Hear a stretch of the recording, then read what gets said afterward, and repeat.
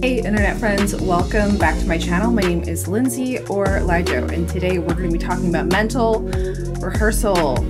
How to get yourself in the right headspace for high pressure situations that you really have to deliver. If you are interested in booking a video session with me to talk about this subject or anything related to your cognitive journey, you can book a video session below with me on Snug.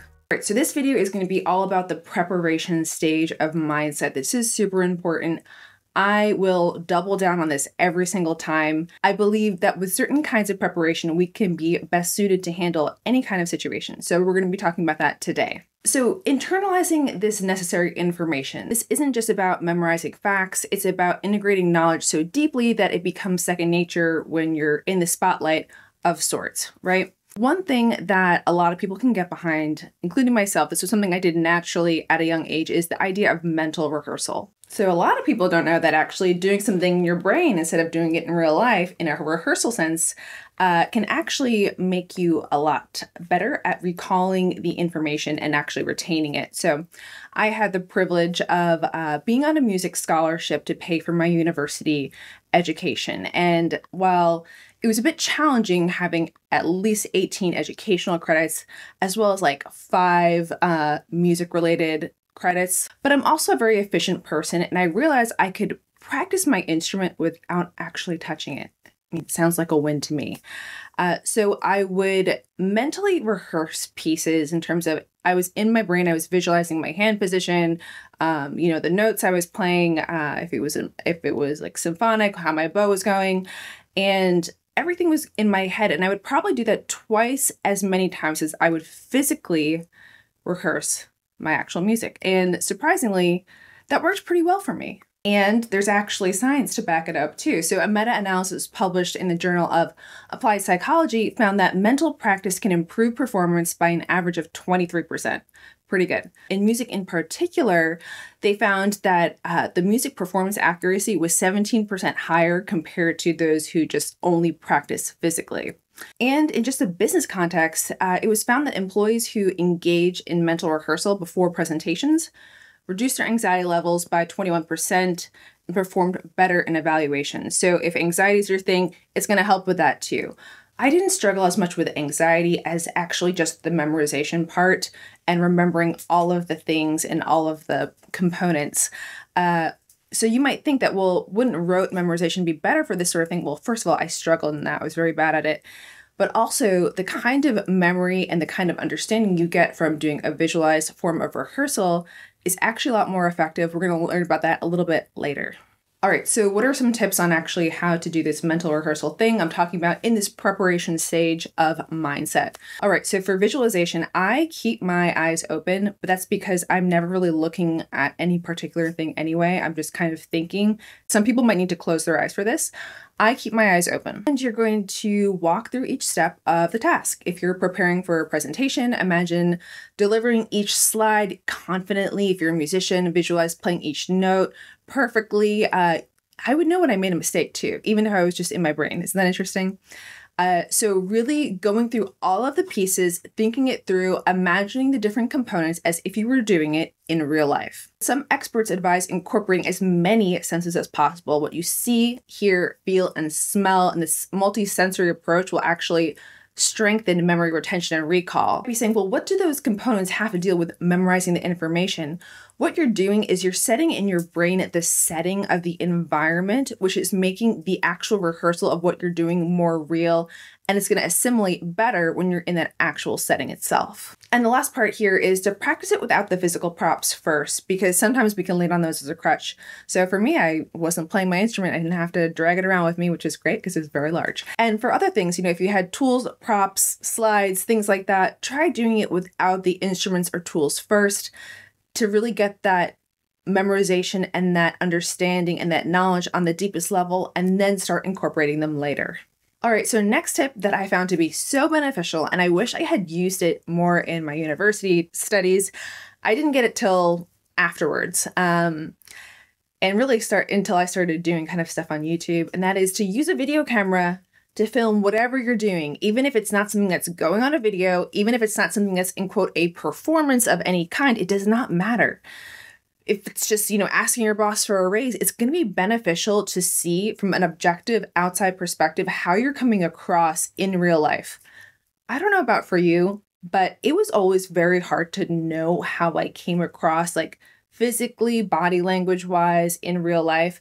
And I always kind of felt awkward. And to be frank, when I video recorded myself and started watching myself back doing some very basic things, I was just as awkward as I thought I might be. So that being said, we can all learn from this, right? And I found that by watching myself back, as uncomfortable as it is in the beginning, it gave me so much context and understanding to how I come across, where I start to become more timid, where I'm a little bit over the top, perhaps, when I'm doing something weird with my face and I don't realize it. All these things became more natural to be aware of. So I was doing them less and less the more I recorded myself and watched myself back. I know it's a big thing. Everyone hates it. I don't want to record myself. I didn't either. It was awful. I couldn't even look at the videos for a while.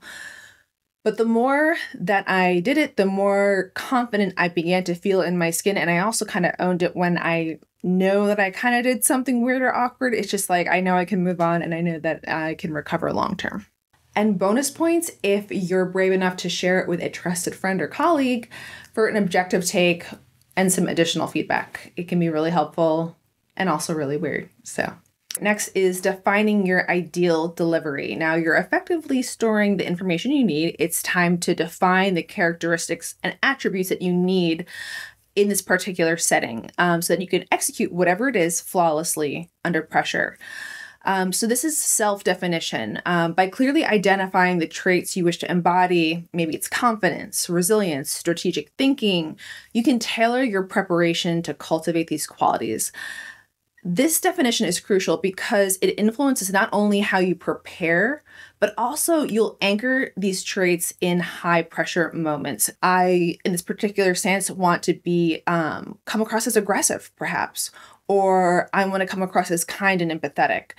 I want to be assertive in this area, and here I want to be warmer and show compassion. Write this down, brain dump onto a piece of paper. Chances are there's someone on good old YouTube that exhibits all those qualities. So what makes them effective? How did they behave in high pressure situations? Analyzing their traits and also taking in some of their content can help you really get the nuance of certain aspects of those qualities.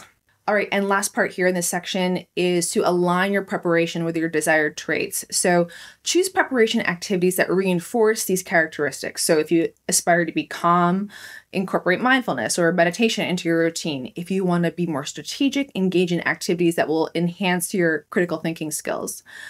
You know the saying, you are what you eat? Well, you are what you consume. So consume what best aligns with these desired traits, especially leading up to these high pressure initiatives. All right, LiJo, but what does it mean, LiJo? So let's put a real life sensory to it. Let's do that. So let's say you are a brand new real estate agent, right? And you have your first closing.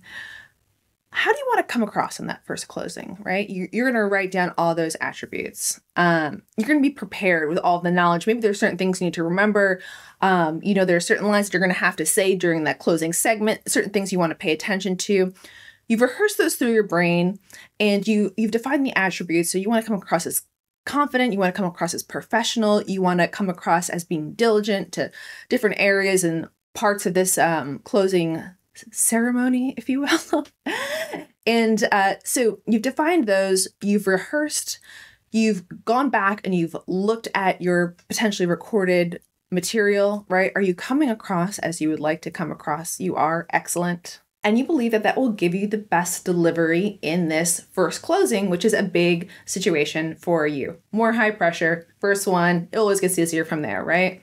So when you find yourself embodying these characteristics of the ideal picture that you've painted for yourself, right? In the moment, or maybe you're watching yourself in a rehearsal when you're just nailing it, or maybe you're just thinking and visualizing them in a strong, positive way. Create an anchor for yourself. So some people like a short phrase or a mantra. They say like a short bit a few times. Others prefer a physical motion or a gesture. Maybe it's to tap your wrist 3 times, right? When you're feeling that positive clarity, embodying all those traits and components that you know you want to turn on the drop of a hat when this thing actually shakes down. Creating a physical anchor to your ideal self in a given situation can help zone in with greater recall and clarity to your body and overall presence, and is a cognitive hack that many speakers, athletes, and experts use to get in their zone. I say it's a hack, but really we're just training ourselves like dogs. And I'm okay with that. So, all right, to sum it all up. The download, the preparation state, it's more than just memorizing the material. It's becoming comfortable with the version of yourself as the person who delivers it. I hope this video gave you some good tips and insights of embodying and rehearsing and anchoring. All right, and don't forget to subscribe because you don't want to miss the next part of this series, because I worked hard on it and it took a long time to write, and I think it's really good. So I'll see you next time. Goodbye, internet friends.